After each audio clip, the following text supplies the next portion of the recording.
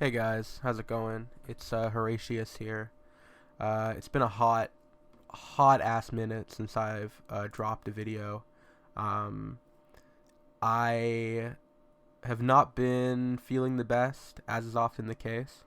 Um, my last video was it a few weeks ago now? I don't even know. Um, regardless, I have been dealing with this horrible sty on my eye. It sucks dick. It's literally the worst thing ever. But luckily, it seemingly is like going away now. It's not as bad now.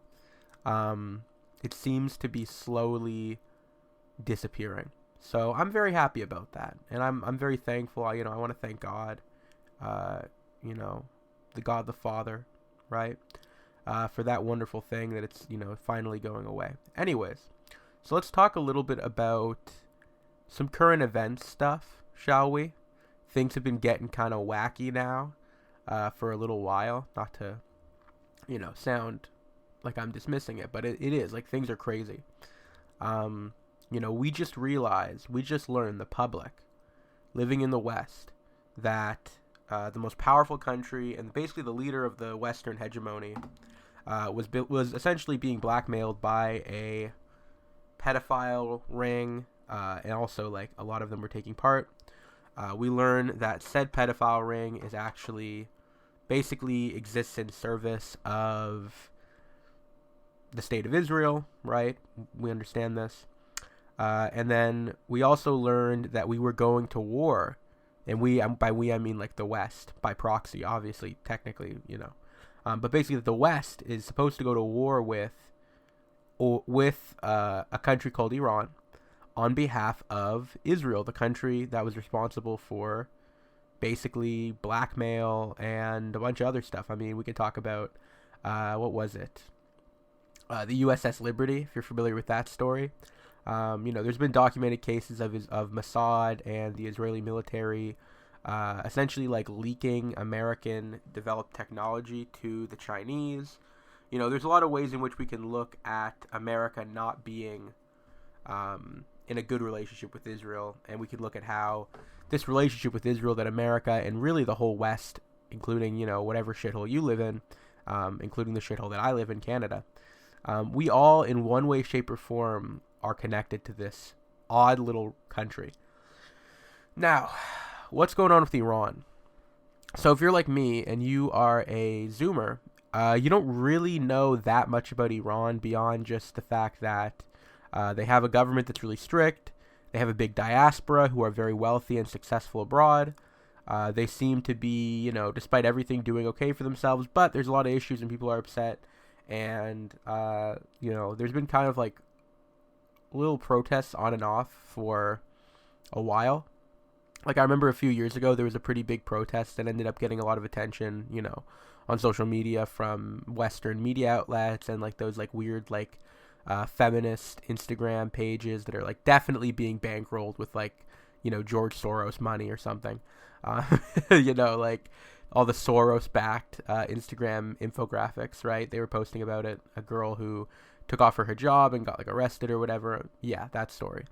So basically, Iran is a really weird kind of talking point for Western progressives, I suppose. It's kind of like a complicated thing to talk about because, of course, Iran is a Middle Eastern country with Middle Eastern people and a Middle Eastern religion being used as the tool of the government.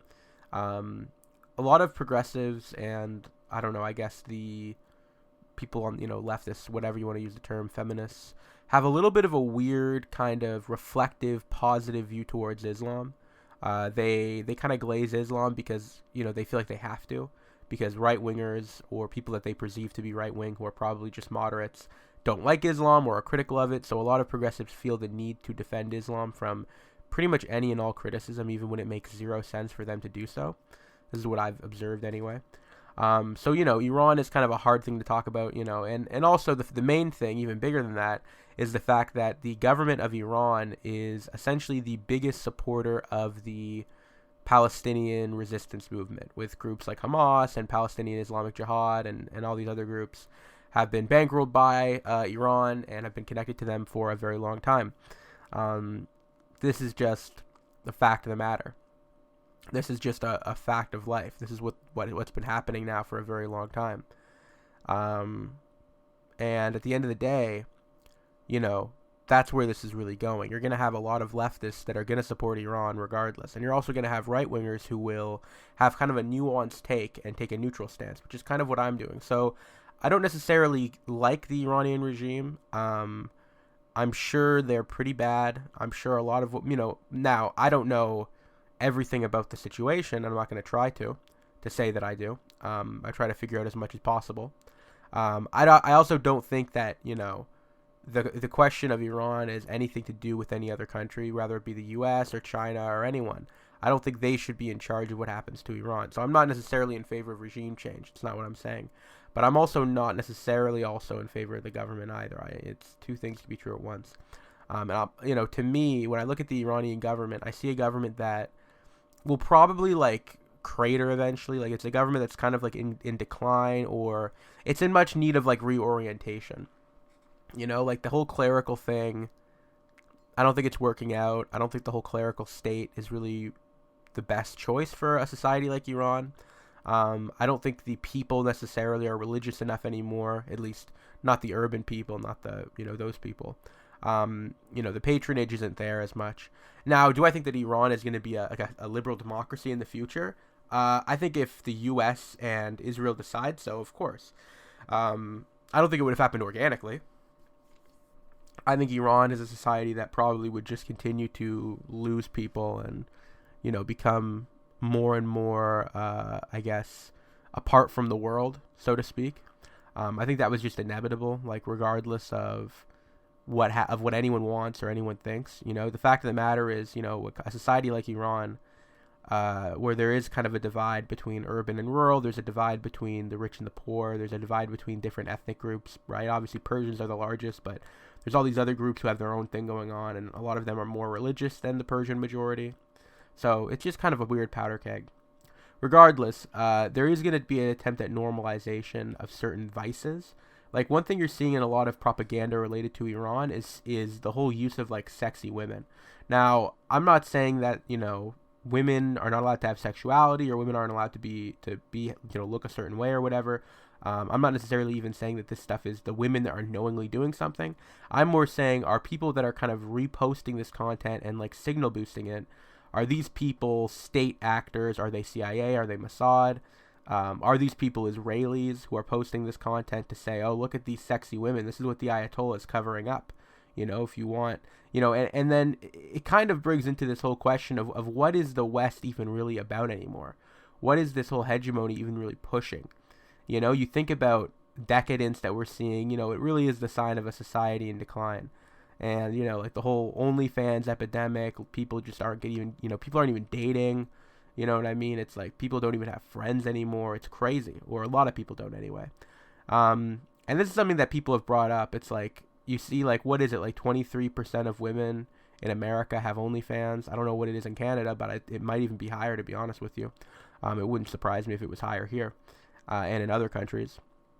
And it's is that really what the alternative is? It's you either have an Islamic clerical dictatorship, or you have this crony oligarch controlled sham democracy where you literally have to sell pictures of yourself butt booty ass naked to survive, or where you have to you have to become rich and famous if you even want to live remotely middle class, because that seemingly is what they're priming us for.